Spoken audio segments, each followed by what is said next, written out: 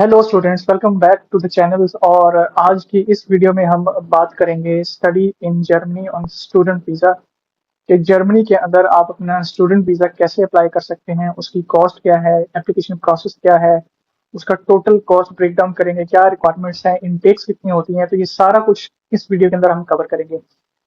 तो सबसे पहले मैं बताता चलूँ कि ये एक हम अलग से एक नई सीरीज शुरू कर रहे हैं जिसके अंदर हम स्टार्ट से यूरोप के अंदर जितने कंट्रीज हैं, शेंजन कंट्रीज को कवर करेंगे, जिसमें France, Germany, Sweden, Denmark, Netherland, Finland, ये सब कंट्रीज को वन बाय वन कवर करेंगे। और आज की इस पहली वीडियो के अंदर हम जर्मनी के बारे में बात करेंगे, क्योंकि Germany is one of the most popular study destination in Europe.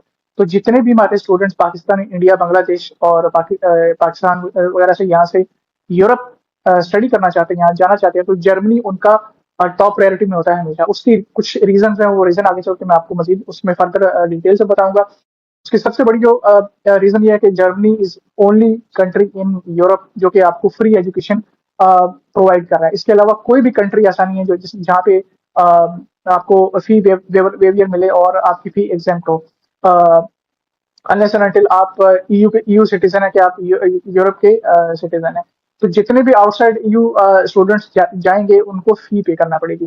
तो क्योंकि ये वीडियो जर्मनी का है स्पेशली, तो हम जर्मनी को स्टार्ट करते हैं वन बाय वन। इसमें दो मेन इंटेक्स होती हैं, एक विंटर इंटेक और समर इंटेक होती है।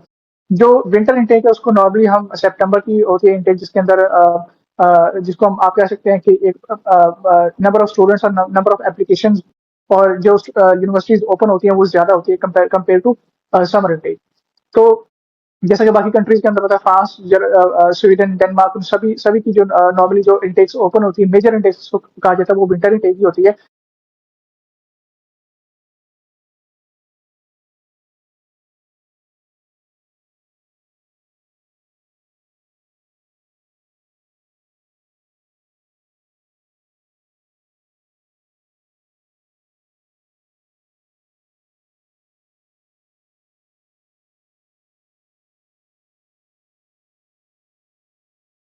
Step by step. तो ये जो लोग समर इंटेक्स को टारगेट कर रहे हैं, तो वो कोशिश ये करें कि जितना जल्दी अर्ली अप्लाई करें उतना बेहतर है। क्योंकि जर्मनी के अंदर आपको पता है कि बहुत लाइक स्टूडेंट बहुत कंट्रीज से, साउथ एशिया से बहुत स्टूडेंट्स अप्लाई कर रहे होते हैं। तो इसमें डे बाय डे हर साल कंपटीशन बढ़ रहा है, क्योंकि फ्री एजुकेशन की वजह से स्टूडेंट्स का रश यहाँ पे ज्यादा होता है।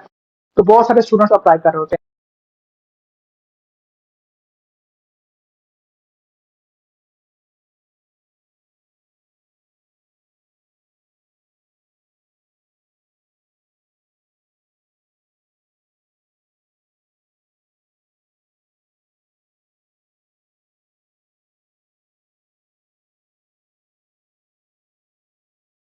तो ये इंटेक जो होती है सितंबर से लेके ये आई गेस जैन फेब तक ये ओपन होती है। तो आई डोंट थिंक सो कि आपको इतना लेट करना चाहिए इसको एप्लीकेशन अप्लाई करने के लिए। आप सितंबर मैक्सिमम अक्टूबर में आप अपना ये जर्मनी के लिए आप अप्लाई कर सकते हैं। अच्छा, उसके बाद हम आ जाते हैं कि रिक्वायरमेंट्स क्या है। रिक्वायरमेंट्स इसमें बेसिकली ये है कि अगर आप बैचलर्स के लिए अप्लाई कर रहे हैं तो आपको अपना मैट्रिक का सर्टिफिकेट चाहिए होगा। उसके बाद आपको उसकी आईबीसीसी से सर्टिफिकेशन चाहिए होगी। इसी तरह आप इंटर का सर्टिफिकेट्स और मार्कशीट्स आप लगाएंगे, उसकी भी आपको आईबीसीसी से सर्टिफिकेशन प्लस बोर्ड से भी सर्टिफिकेशन चाहिए होगी, अगर आप बैचलर्स के लिए अप्लाई कर रहे हैं जर्मनी के लिए। इसी तरह अगर आप मास्टर्स के लिए अप्लाई कर रहे हैं, मास्टर्स के अंदर आपको तीन चीजें चाहिए होंगी, बाकी दो चीजें वैसे सेम है। उसके अंदर आपका जो लास्ट डिग्री होगी बैचलर्स की, उसका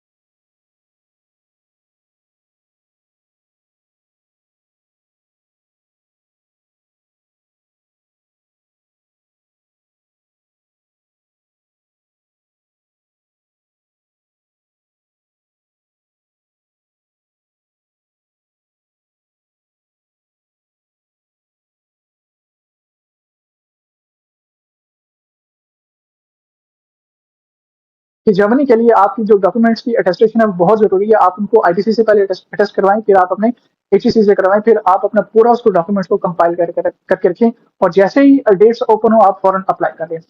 तो ये तो एप्लीकेशन प्रोसेस था, आपको मैंने बताया कि इसके लिए रिक्वायर्ड डॉक्यूमेंट्स क्या होते हैं। अब हम बात करते हैं कि कॉस्ट ब्रेकडाउन की। तो कॉस्ट ब्रेकडाउन पे अगर हम आए तो जर्मनी के बारे में जितने स्टूडेंट्स अप्लाई कर रहे हैं स्पेशली मास्टर्स के लिए, उन सबको ये पता होगा कि जर्मनी के लिए आपको ब्लॉक अकाउंट चाहिए होता है, ब्लॉक अमाउंट चाहिए होती है, विच इज रफली 12,000 यूरोज। तो ये एक फिक्स्ड अमाउंट होता है। और जर्मनी में ऐसा नहीं होता कि आपने आपने अपनी बैंक स्टेटमेंट दिखानी है और आप 6 मंथ मेंटेन करनी है, ऐसा कुछ नहीं होता। Compare to other countries like France, Sweden, Denmark, इन कंट्रीज के अंदर वो आपसे बैंक स्टेटमेंट मांगते हैं। लेकिन in case of Germany, Germany क्या कहता है कि आप अगर आसान लफ्जों में बताऊं तो जर्मनी आपसे अप फ्रंट एक एडवांस पेमेंट लेके रख लेता है, फिक्स अमाउंट कि 1 साल की। तो वो तकरीबन बन जाता है 12,000 यूरो। अगर आप अपनी करेंसी में कन्वर्ट करें तो पाकिस्तानी करेंसी की बात करें तो 40 लाख तकरीबन 35 से 40 लाख बन जाता है। तो ये एक फिक्स्ड अमाउंट होती है जो कि जब आपका एप्लीकेशन प्रोसेस स्टार्ट हो जाता है, आपको एडमिशन लेटर मिल जाता है, उसके फौरन बाद आपने अपॉइंटमेंट बुक करनी होती है। उस पर भी बात करते हैं, लेकिन पहले इसकी कॉस्ट ब्रेकडाउन हम कर लेते हैं। तो आपको क्या करना होता है, जब आपका वीजा एम्बेसी में आपका वीजा आने से पहले, इंटरव्यू होने से पहले, आपने वो जो ब्लॉक्ड अमाउंट है, वो जो 12,000 यूरोज है, वो आपने क्या करना है कि जर्मन जिस यूनिवर्सिटी से आपकी इन्विटेशन लेटर है, वो यूनिवर्सिटी आपको वहाँ पे जर्मन अकाउंट ओपन करने में हेल्प करेगी। उस जर्मन अकाउंट के अंदर आपने वो सारी अमाउंट ट्रांसफर करनी है बिफोर योर एम्बेसी वीजा। तो वो सारी की सारी अमाउंट आपने ट्रांसफर कर देनी है। उसके बाद आपकी 12,000 यूरो है वो ऑलरेडी जर्मन गवर्नमेंट के पास चले जाएंगे। वो मेक श्योर करेंगे कि स्टूडेंट्स के पास इतने फंड्स हैं और वो जर्मनी में अपनी एजुकेशन को कंटिन्यू कर सकते हैं फॉर एटलीस्ट 1 ईयर। उसके बाद फिर आप वहां जाके आप अपनी और जॉब और पार्ट टाइम जॉब कर सकते हैं जो कि 12 आवर्स में रिक्वायर्ड होते हैं। तो ये था कॉस्ट ब्रेकडाउन। ये तो सिर्फ वो था कि आपने अपनी जर्मनी के अंदर आपने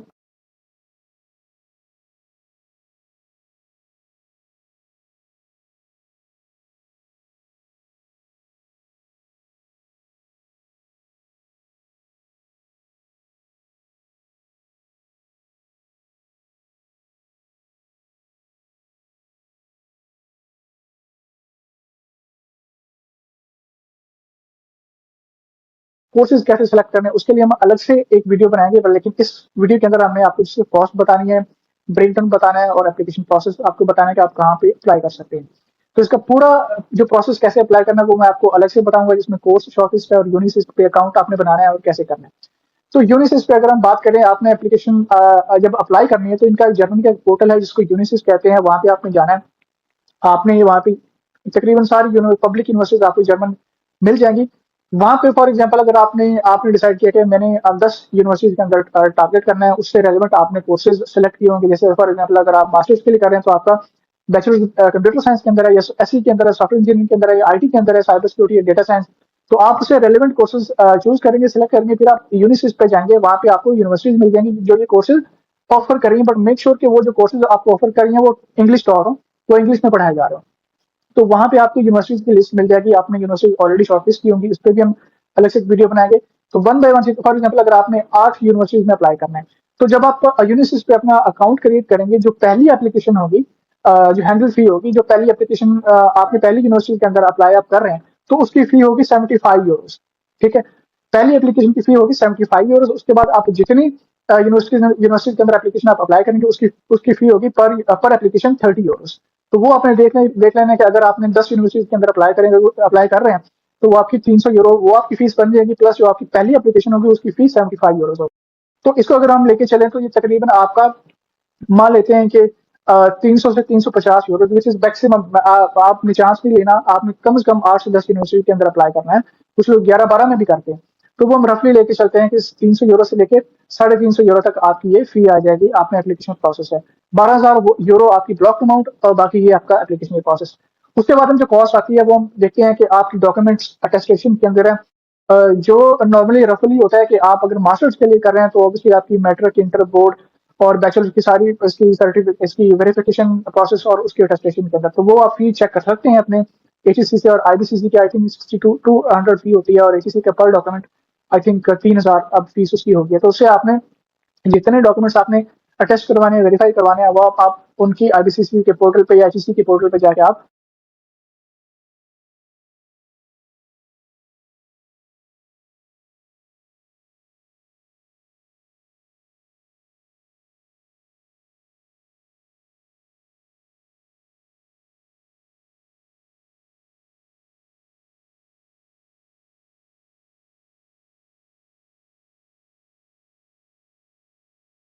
यहाँ पे लग जाएगा, ये 500 यूरो ये, और 12,000 यूरो आपका वो पहले ब्लॉक अमाउंट वाला, ठीक है। तो वो जो ब्लॉक अमाउंट है उसको आप अपना कॉस्ट कंसिडर नहीं करेंगे, क्योंकि वो आपकी अमाउंट अपनी ही है। आपने जस्ट एक प्रूफ दिखाना है, फाइनेंशियल प्रूफ के स्टूडेंट्स के पास इतने फंड्स हैं कि जर्मनी में जाके इसको कोई प्रॉब्लम नहीं होगा, वो अफोर्ड कर सकता है। वो फंड सारे के सारे आपके हैं। तो अभी तक जो जो फंड्स को मैं काउंट कर रहा हूँ वो है आपकी तकरीबन 500 यूरो। आप मान के चलें कि आपकी 600 यूरो है, ठीक है।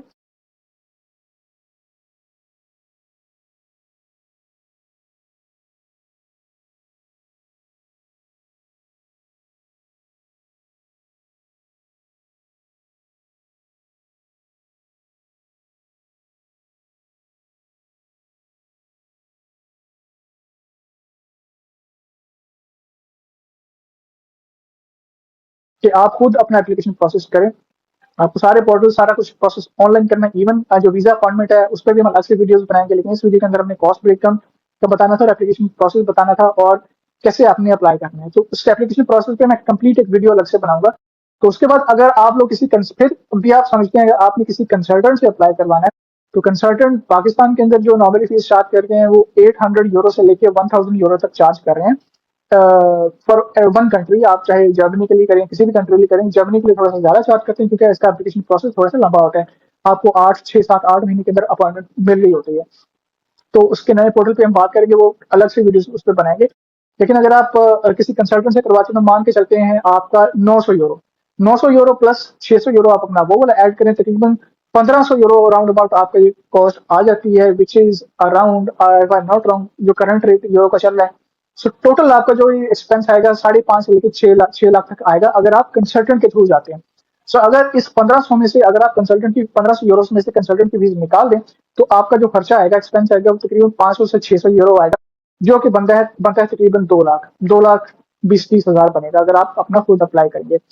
इसमें एक चीज मैंने मिस किया है, वो है आइल्स की, क्योंकि आइल्स के बगैर आपका एडमिशन मिलना बहुत मुश्किल हो जाता है। तो आइल्स यहाँ पे आप लेके चलें कि आपने आइल्स लाजमी करना है, और उसकी जो फीस होती है वो अराउंड लाइक 250 से टू बिटवीन 300 यूरोज ये, सॉरी डॉलर, ये वेरी कर रही होती है। तो वो आपने वो कैलकुलेट कर लेना है।